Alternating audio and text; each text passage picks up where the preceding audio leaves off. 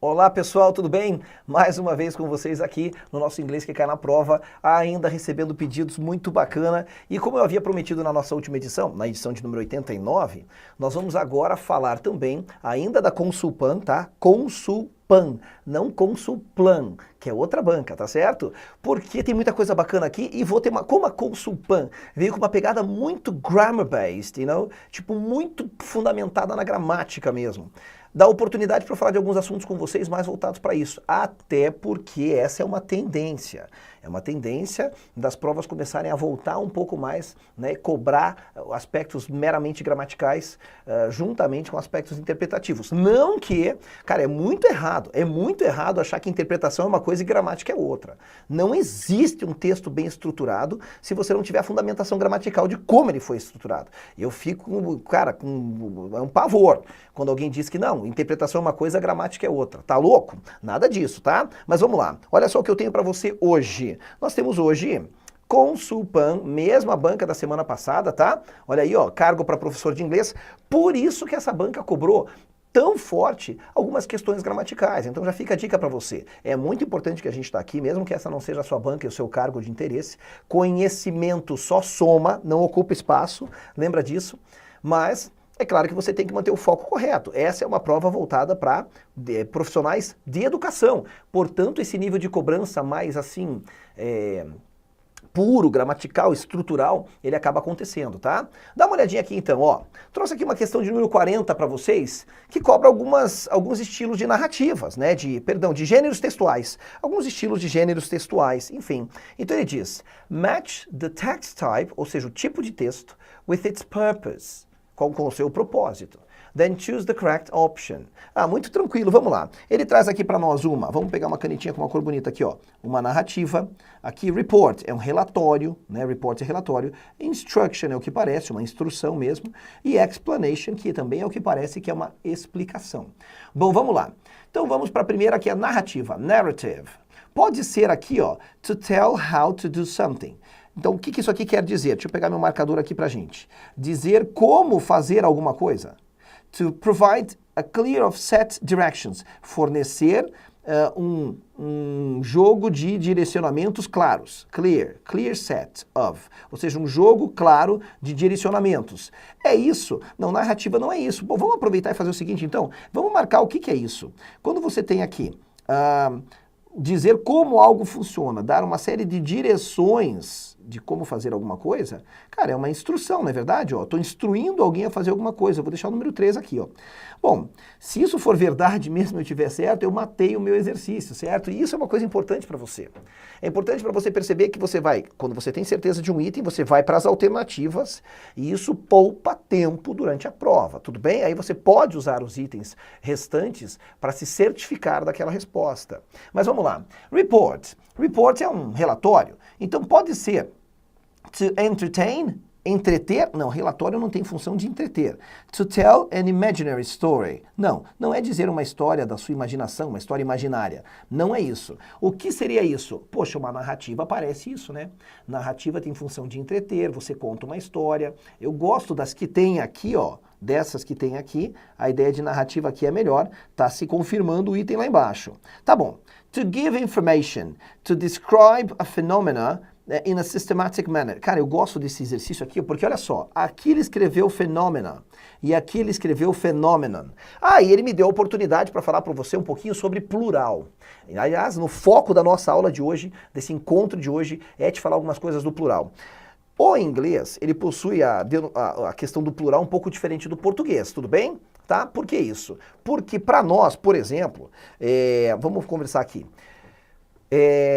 quase tudo tem plural, verbo tem plural, não tem? Eu digo, eu trabalho, eles trabalham, o verbo é flexionado para se ajustar ao plural. No inglês não tem.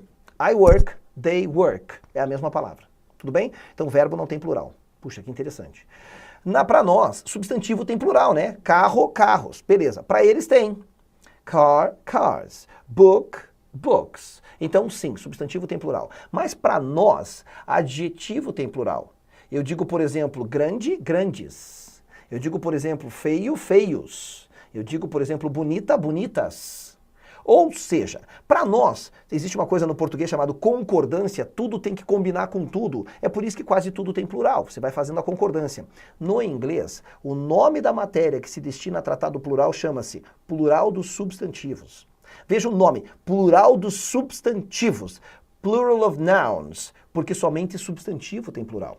Isso é muito importante que eu estou te dizendo. Por que eu estou dizendo isso? Somente substantivo tem plural. Porque se você está lendo o texto e do nada aparece a seguinte palavra lá para você, ó. Deixa eu pegar aqui minha canetinha. Do nada, você está lendo o texto e aparece a palavra goods. Aí você vai traduzir ela como bons? Não. Eu acabei de te dizer que no inglês adjetivo não tem plural. Então, se você sabe que adjetivo não tem plural, não tem bigs, não tem beautifuls, não existe isso. Então, goods não é adjetivo, certo? Conclusão óbvia. Adjetivo não tem plural. Não existe beautiful girls, beautiful girls.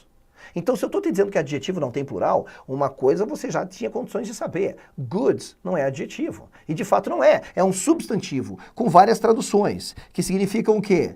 Bens, produtos. Ou ainda a tradução de mercadorias. Olha isso. Bens, produtos ou mercadorias. Então, essa é a primeira conclusão importante para quando a gente fala de plural. Somente substantivos possuem plural. É claro que eu não vou entrar na esfera de pronomes, né? Porque daí tem o pronome, que tem os pronomes do plural, os pronomes do singular, terceira pessoa do singular, terceira pessoa do plural. Daí não vem ao caso, tá? Não vem ao caso. Mas enfim, porque aqui na verdade eu te dou dicas pontuais, né? Eu queria poder me debruçar e me aprofundar bastante, mas daí esse encontro iria para uma hora e pouco, tá bom? Bom, dito isso, vamos lá. Existem palavras que são derivadas do latim. Olha que louco. E algumas palavras derivadas do latim fazem plural esquisito. Existe uma palavra chamada bacterium. Eu vou escrever grande porque já me pediram para escrever maior aí nos vídeos, tá? Bacterium. Ó. A palavra criterium. Criterium. Opa. Só com M aqui, ó. Palavras derivadas do latim têm um plural assim, ó. Plural de bacterium é bacteria. Plural de criterium é criteria. Olha que esquisito. Isso aqui parece português, ainda que sem acento, e parece singular. Mas na verdade é o plural da palavra bactéria. Então aqui está escrito bactérias, aqui está escrito critérios, que é o plural da palavra critério, criterium. A mesma coisa foi usada aqui no nosso exercício. Phenomena é o plural de phenomenon, por causa da derivação latina. Tá vendo? Então isso daqui é o plural disso daqui. Bom, vamos ler então aqui o que ele está dizendo. Qual desses estilos de gêneros literários servem para dar informação, para descrever fenômenos, plural, numa maneira sistemática? Poxa, para descrever algo de maneira sistemática, trata-se de você fazer um relatório. Relatório possui dados estatísticos. Eu vou deixar o número 2 aqui. E evidentemente que a número 4 ficou para cá. Vamos ver se bate, vamos ver se faz sentido. Explanation é o mesmo que to describe how something works. Opa, descrever como algo funciona. To give reasons, dar razões para um fenômeno. Pô, deve ser dar uma explicação. Dar razões para um determinado fenômeno é você dar uma explicação para aquilo, me parece bastante correto. E realmente a correta é a letra D, que nós já sabíamos lá da primeira, certo? A gente apenas foi fazendo o quê? Uma verificação. Nosso examinador foi bonzinho aqui.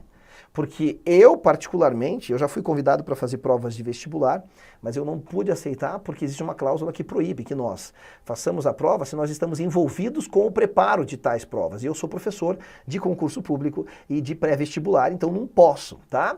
Mas eu, na manha, ó, eu faria mais de um item que começasse com essa aqui, sabe assim? Para deixar o nosso candidato bem confuso mesmo. Então não espere muita mamata não, tá bom? Vamos para a próxima, vamos lá, olha só.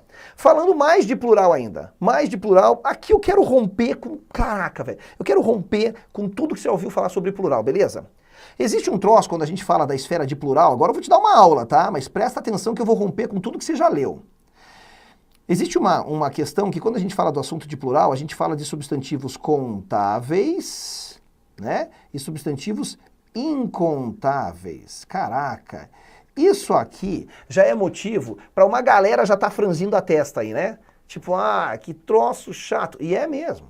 Aí os professores costumam dizer assim, substantivos contáveis são aqueles que têm plural, né? Por isso que eles são contáveis, eu posso contar. E substantivos incontáveis não têm plural. Tudo bem. isso tudo aqui só é válido numa questão, gente, porque é assim. Aí você olha para uma questão dessa, ela começa a ficar muito confusa. Ele diz, escolha a opção na qual você tem a forma correta do plural do substantivo. Tudo bem?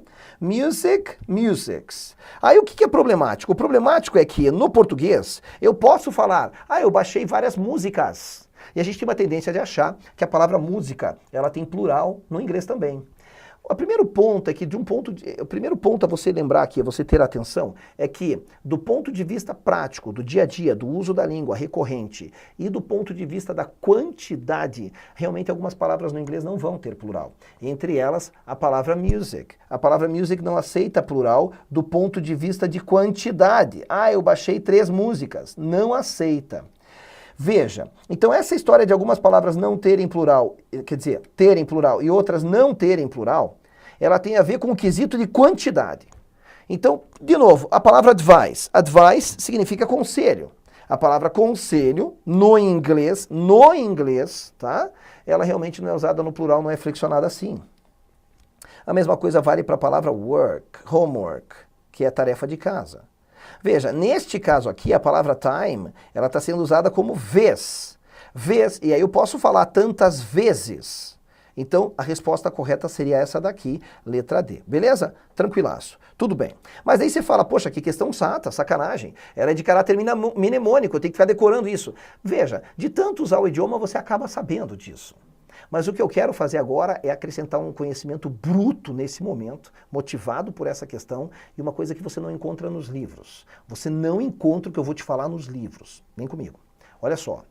Na verdade, existe essa diferenciação que já atormentou várias pessoas aí durante a vida e fica aquele questionamento esquisito, né? Tá bom, mas por que a palavra pão não tem plural? Se no português eu falo pães. Por que a palavra comida, food, não tem plural? Ou sei lá, a palavra água não tem plural, não posso dizer bebi 3 águas. Pois é, aí é que tá. Essa divisão daquilo que tem plural ou não tem é do ponto de vista quantitativo. Realmente, vou pôr aqui de novo na tela para você ver, ó, realmente vai ter essa divisão de contável e incontável. E aí sim, mas quando você estiver se referindo à quantidade, porque o que eu quero romper agora com o seu conhecimento é dizer o seguinte, tudo tem plural no inglês. Tudo. Até aquilo que eles falam que não tem plural, tem plural. Como assim? Vou usar um exemplo para te explicar e você vai ver que sensacional que é isso aqui. Vamos lá? Vamos pegar a palavra comida. Vamos pegar a palavra comida que está aqui, ó. A palavra comida, beleza? Então eu vou apagar as outras, vou ficar com ela porque o raciocínio é o mesmo, daí você só transporta. Colocar ela grandona aqui como todo mundo me pede. A palavra comida, ela é tida como uma palavra que não tem plural. E realmente, eu não posso falar, nossa, exagerei no almoço, galera, comi 5 comidas. Nossa, 5 comidas é outra coisa, não tem nada a ver com alimento, então... Desculpa, deixa eu tomar uma água, eu não podia perder a piada. Que feio, né? Só para relaxar. Então não dá para dizer 5 comidas, ainda mais na minha idade. Então o que acontece? É assim, ó, a palavra food realmente não indica, não pode ter plural, porque eu não falo, puxa, põe só 3 comidas no meu prato. Quando eu estou tratando de, foco agora, que agora eu vou ficar sério, olha só. Quando eu estou tratando de quantidade, realmente a palavra food é incontável, o que é o mesmo que dizer que ela não pode ter plural. Então, vamos imaginar uma situação de uma mesa, tá bom? Não sou nenhum Picasso, mas vamos lá. E muita comida sobre esta mesa, muita comida. Tudo bem? Beleza, deixa eu terminar essa mesa aqui. Tá lá, né? Lindo de morrer. Beleza. Aí o que acontece? Eu quero me referir a esta quantidade de comida sobre a mesa. Eu quero dizer, tem muita comida na mesa. E o foco é dizer o quê? A quantidade de comida. Quando eu me refiro à quantidade, realmente a palavra food não tem plural. Como que eu fico sabendo disso? Se você colocar um número na frente da palavra, ó, vou pegar a palavra food. Se você colocar um número diretamente na frente dela, sei lá, 3, e colocar ela no plural com S, foods, e traduzir 3 comidas. Se isso aqui não der uma ideia de quantidade exata, é porque, ó, tô falando de quantidade o tempo todo, não perde o foco, quantidade.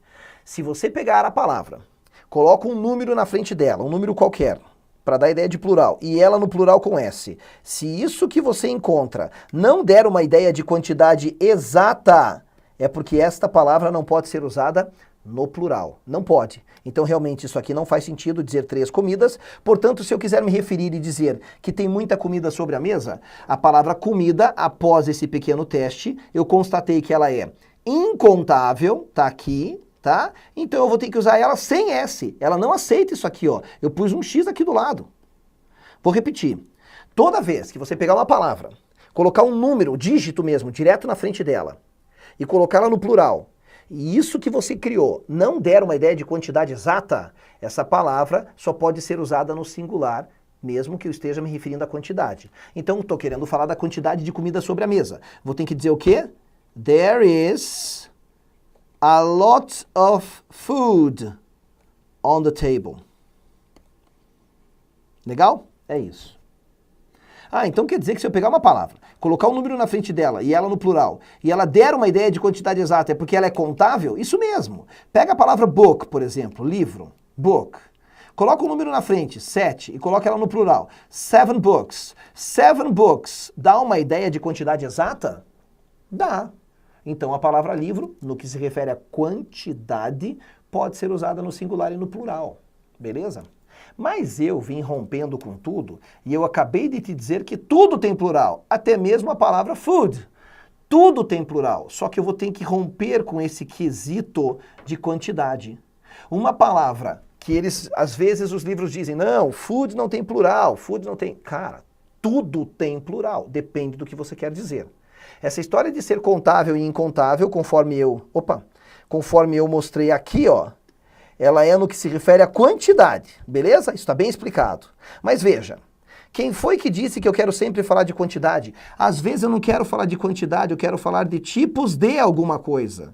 Tipos de alguma coisa vai permitir que eu coloque qualquer substantivo no plural no inglês, até aqueles que eles falam que não tem plural. Quer ver? Vamos lá.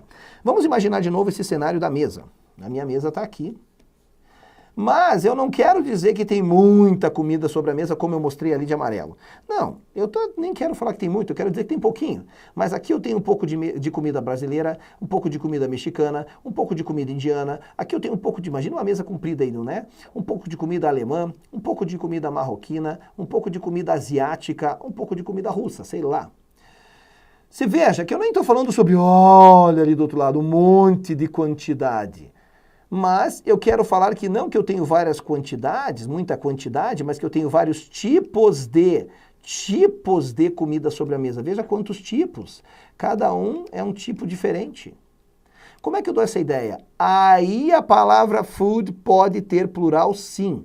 Aí eu posso dizer foods, só que eu não estou mais me referindo a quantidade. Eu estou me referindo a tipos de. E para essa mesa eu vou dizer there are. Ó, aqui era singular, there is. Agora eu já estou ajustando para o plural. There are, o quê? Lots, vamos pôr esse S bonito para você ver. Lots of foods on the table. Cuja tradução fica sutilmente diferente da frase anterior. O foco é diferente. Nessa frase anterior eu estava dizendo o quê? Vamos pegar um marcador aqui, ó. Há muita comida sobre a mesa. Eu estou falando da quantidade de comida. Aqui nessa segunda frase eu estou dizendo há muitos tipos de comida sobre a mesa. E dizer que eu tenho muitos tipos de comida não é necessariamente muita quantidade. Percebe então que na verdade tudo tem plural? Depende de fato do que você quer dizer. Eu ouço às vezes uns professores corrigindo os alunos. O aluno, em vez de falar people, né? People, pessoas, já é o plural de person. Daí quando o aluno fala peoples, o professor fala, não, meu Deus do céu, peoples não existe, peoples não existe porque people já é o plural. Claro que existe peoples. Veja, people são pessoas, quantidade de pessoas, mas peoples são, olha aqui do lado direito, tipos de pessoas, que eu vou traduzir no inglês, no português como povos. E eu tenho vários povos, várias etnias no mundo. Então eu posso dizer peoples, sim. Essa informação que eu estou te dando é preciosíssima, porque dependendo do que você tiver no texto, teu texto está ou se referindo à quantidade, ou ele está se referindo a tipos de alguma coisa. Nesse quesito, até a palavra dinheiro, que eu não posso dizer, puxa, paguei 3 dinheiros nessa camisa aqui. Não posso dizer isso. Num sentido quantitativo, eu não vou poder dizer, paguei 3 dinheiros, 7 dinheiros.